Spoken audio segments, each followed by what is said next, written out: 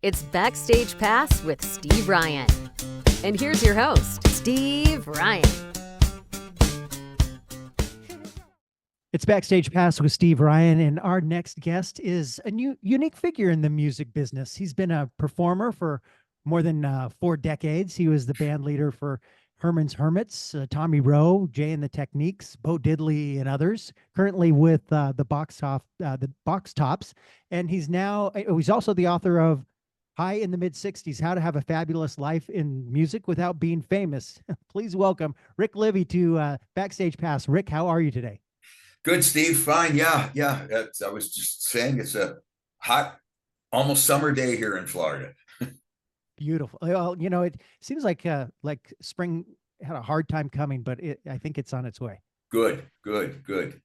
Hey, I actually had talked with Gary Talley. Speaking of the Box Tops, The Four Tops. the Four Tops. Yeah, I talked to Gary Talley a couple of episodes ago. And I understand you guys are getting ready to hit the road a little bit. You're doing an oldies cruise and some other things.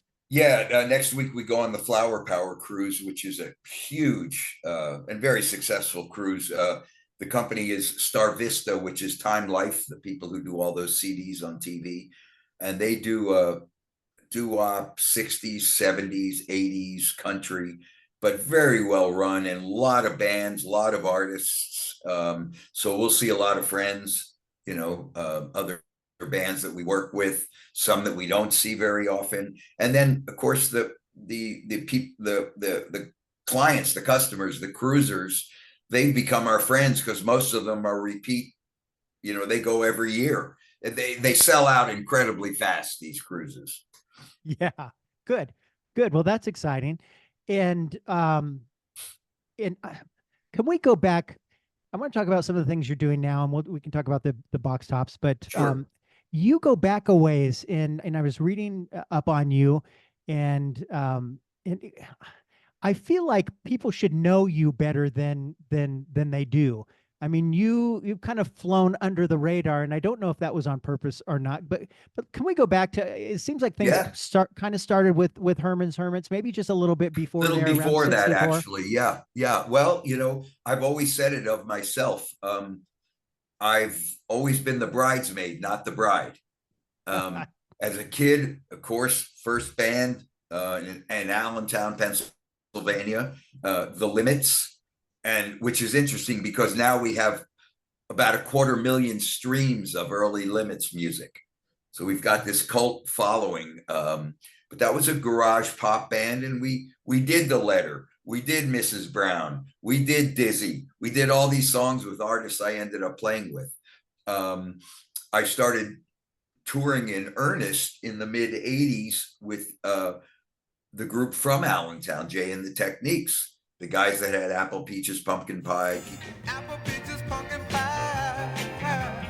Who not ready? That's a game we used to play. Yeah. Hide and seek was its name. And I some people call it bubblegum, whatever they call it. I think any record that is a million seller and a top 10 record is a damn good song, So I started touring with Jay, and I was always a student of the music business. I loved management. I loved publishing, tour managing. So I started taking on those roles with all the artists I worked with. And from Jay and the Techniques, we would do shows and we would back up other artists. The band would, Tommy Rowe, Freddie Cannon, Barbara Lewis, Dennis Yost from the Classics 4, people like that. And so at one time I was booking all these acts as well as performing. And one thing led to another. We were actually in Hong Kong doing a show, and Peter Noon was on the show. And we knew each other, and he started chatting. He said he wanted to get a more authentic sound of the Hermits. I said, well, I love the music. If I could help, just call me. A year later, he calls, and we were together. I was with him for about 3 years. And a matter of fact, the drummer I brought with him into the band is still with him 25 years later.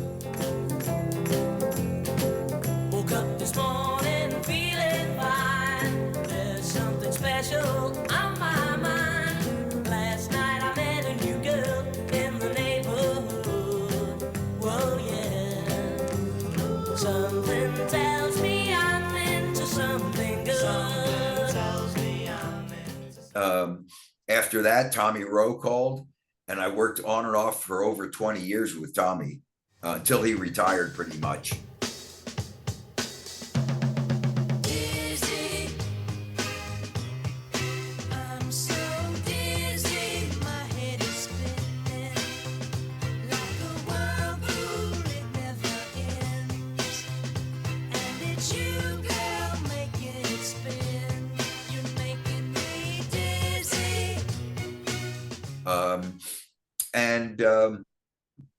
In between there would be, I did a bunch of shows with Bo Diddley. And then I met Gary actually in the mid 90s and went down to Memphis to meet all the guys from the Box Tops. Always loved the music. And I handled their booking and their management up until Alex Chilton died, which was 2010. And then a few years later, in 2015, Bill Cunningham and Gary, the two founding members, and myself, we talked because I'm saying, guys, I'm still getting calls to book the Box Tops. And I said, and also there's a couple of phony Box Tops floating around. You want to put those out of business, and which we did. And then we started touring in 2016 and really have done every major venue, every major event that any of the 60s, higher echelon artists have done. So it's a great show, as I'm sure Gary told you. We use a live horn section, no synthesized horns. We go the extra mile, spend the extra money. And it's great. The guys are great. I love it. It's if this would be the last band I play with till I hang up my guitar, I'd be happy. But it started a long time ago. Yeah. Well, and I was talking to Gary, and I'm wondering if part of the reason anyway, it's so appealing to you is, the Box Tops weren't a cookie cutter kind of band. They didn't take the Letter and try to make every other song that they did after that sound like the Letter 2.0 or something like that. I mean, it's kind of a diverse sound. And how is that more satisfying for you? Yeah. I mean, if you look at their singles, the Letter, Cry Like a Baby, Soul Deep, Neon Rainbow, they're all very different, and in our long shows, we're after the cruise, as a matter of fact, we head to Texas. We have Dallas and Houston, and it's just us on the bill. So we'll be doing 90 minutes. We'll go into album cuts and then other Memphis music that was a big influence to them. Could be from Stax, something like that. So, and then we made good use of our time during COVID. Number one, we recorded it in a CD, which I'm sure Gary told you about, but we also have created videos for every individual song in the show. So there's really something to draw the audience in, because Bill and Gary, they knew Elvis, they knew Jerry Lee, a BB King, I'm like the kid in the candy store, but a very, very respectable band, no doubt about it. What do you prefer? Do you prefer being on stage and playing the music, or do you prefer the business side of that? Oh yeah, when I play, then I can just relax and have fun. Okay. But so, I'm good at the business side of it. And I like the fact that we can keep it all in-house. Yeah.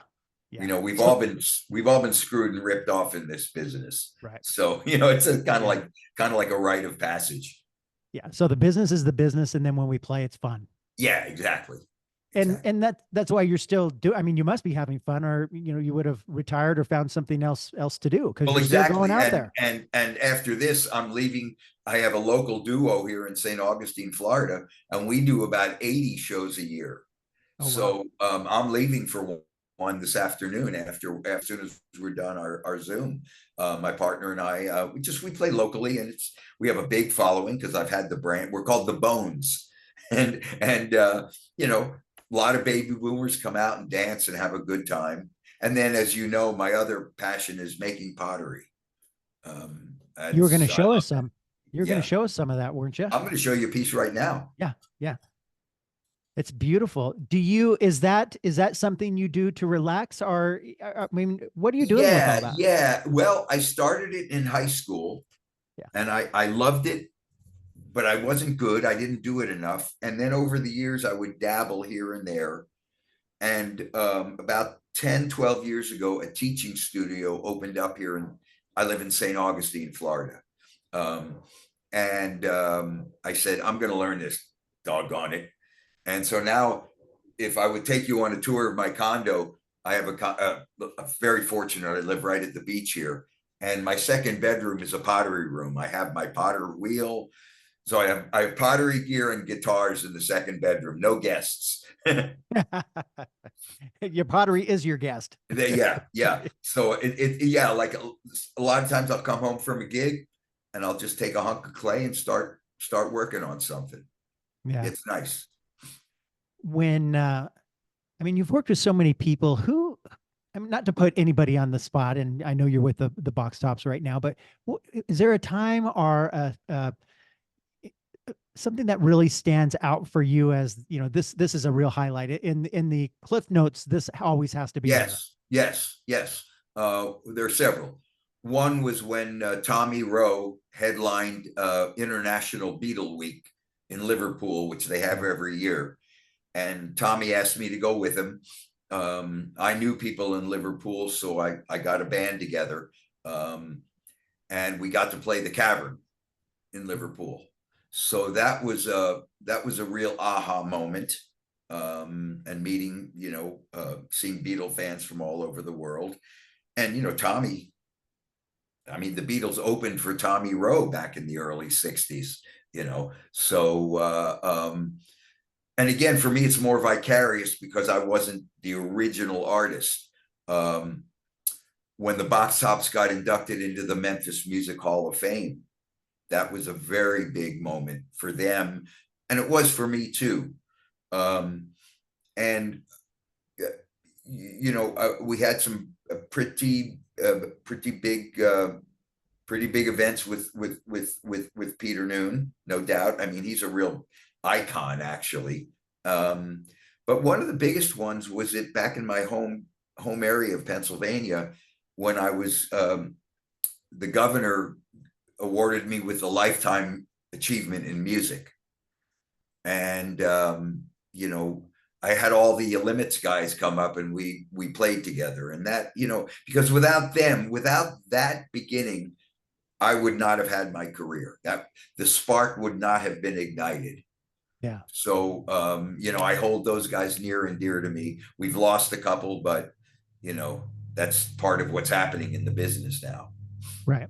We're getting old.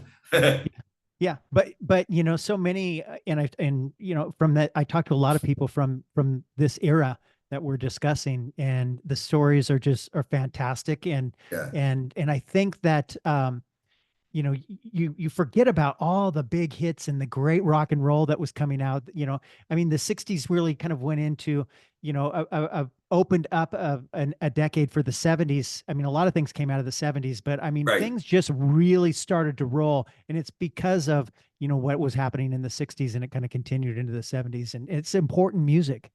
Well, and it's also, I mean, the interesting thing is there is no era more profitable still than that era. I do not think songs coming out since the new millennium, I don't think too many of them are going to be 50 years from now are going to be popular. But you take the 60 songs, they're showing up in movies, they're in commercials, they're in TV shows. And it's like, they're great songs. Every week there were great songs coming out. Yeah. I mean, really great, Yeah, if you look at, movie, even big, I mean, look at Guardians of the Galaxy is a good example. I mean, when you watch a Guardian of the Galaxy movie, it's not current music. No, that's right. That's right. Well, I took one of my grandkids to see the Minions, and the letter was in the Minions. Yeah. The Box Top song was in the Minions. Now, go figure that. And it was also in a very dark film, Bad Day at El Royale, which was a great movie, and so you don't know where they're going to show up, I know I've talked to Felix Cavalier from the Rascals. Mhm. They've had a lot of their songs in commercials. I mean, just grooving is, been in a million things. And, if you're the songwriter like he was, that's pretty substantial income. Yeah, I talked to him not that long Great ago. guy. He'll be on the cruise, as a matter of fact. Yeah. Yeah. Well, good. Well, you've got a lot. Where can people, if people want to track you down and with all your different projects, is there a website they can go to? Yeah. I do have a website. It's just ricklevy.com, and it has contact information, talks about the music, talks about the pottery. I'm also an avid yogi. I've been doing hot yoga for 22 years. But I'm very accessible. I'm very transparent. I mean, actually, it's funny because I post my pottery on Facebook, and most of it is purchased by music fans. Nice. So it's like, a matter of fact, I have a piece wrapped up in my luggage to take on the cruise. Two people are getting married, and they wanted a piece for their wedding. So it's like, this is like, it becomes very personal, Steve. It's and like, you deliver. Yeah, and I deliver when I can. Yeah, right. It's something, it's hard to put words to, but I've seen it, especially with the box tops, when Vietnam veterans come up, because The Letter was one of the big songs of Vietnam. Give me a ticket for an aeroplane. Ain't got time to take a fast train. Lonely days are gone, I'm a going home. My baby just wrote me a letter. My baby just wrote me a letter. I'm going home. Lonely days are gone. And it's like, I remember not too many years ago, we played in Wisconsin, I think at the state fair, and we had gotten, in advance, we were notified that a helicopter group from Vietnam was going to be there. And, after the show, I'm getting emotional now talking about it, but after the show, I mean, these guys and us, we're all crying together. It's like, here's a 2-minute song that can have that much impact. Yeah. That's why it's still alive. Now, what happens after our generation is finally all gone? Who knows? But we don't have to worry about that. So yeah. Thank God, because, we still have an audience. We go out and we just did a sold out show with Peter Noon. We have a couple of sold out shows coming up with Tommy James. So it's, and I would say 75-80% of the acts are still really, really great. Probably better than we were when we were younger. We play better. The technology is better, of course. There are some that are a little iffy, but by and large, the bands sound great. And you know what? If we forget a lyric, the audience fills it in. Right. I swear to God, if we forget, it's like we can start bump, give me. We could stop singing. Yeah. The whole audience would sing the whole song of The Letter. We don't even have to. It's amazing. Well, and it, because of what we talked about, these songs being used in movies and television and stuff like that, you have younger audiences too that are coming to the shows. We do. You see this a lot in like the big festivals and fairs, things like that. It's funny because we're headlining Senior Day this summer at Summerfest in Milwaukee, which is like one of the biggest festivals in the country. It's 3 weeks long. But there will be, it's an 8,000 seat venue. There will be grandkids there and 20 somethings and 30 somethings. There's a lot of young kids who are back into vinyl. Right. And if they're into vinyl, they're going to be listening to 60s and 70s, even some 80s stuff. Yeah. It's guaranteed. Tell me about your book, High in the Mid-60s, How to Have a Fabulous Life in Music Without Being Famous, and why you felt you needed to write that. Yeah, and that book is available. It was published by Crossroad Press in Carolina back in 2018. It's not self-published. I started it as a journal when I was traveling with Peter Noon, because we traveled a lot. and that son of a gun likes to work. And part of it was I didn't have a lot of childhood recollections. And I wanted to discover, okay, what was it that sparked this interest? And there were certain key people in my life that I started thinking about and really looking into. And one thing led to another, and through the first garage bands and touring, and how did I learn this, and how did I get, and then I would discuss it, and people would say, you ought to write a book about this, because it's kind of like, like I said, I'm not the bride, I'm the bridesmaid, I'm the guy behind it. I feel very proud that I was able to help keep people working a lot, which was neat. So that's really where it came from. And of course, it talks a lot about, I was a single dad. So there's a lot about fatherhood. There was a lot about balance in life. Because, from that generation, we all lost friends to drugs and stuff like that. And I found, for me, I got involved in meditation and yoga at an early age. And I found that it was a really good balance in life. I can still have a great time. So I think it was just kind of like, it's not telling anybody else how to do it. I would never be so presumptuous, first of all. But it's a good read. Everybody who's read it said, they learned a lot about me personally, because I kind of stripped myself open. If you're going to do a memoir, don't hide stuff, and a lot of them said, they felt closer to me as friends, and that's kind of neat. I thought that's kind of neat. Neither of my two ex-wives got mad at me, so I figured that was okay. And it could be found on Amazon.com. Yeah, it's Amazon, and it's in print, it's in digital, and it's an audiobook too, which is cool. Yeah. I wanted to read it, but they had some real pro DJ read it. So it sounds cool. It sounds better than me, probably. Yeah. You kind of have a good radio voice there. Right? Everybody says that since I was, yeah. Here we are on the Steve Ryan Show. Yeah. Oh, you do that better than I do.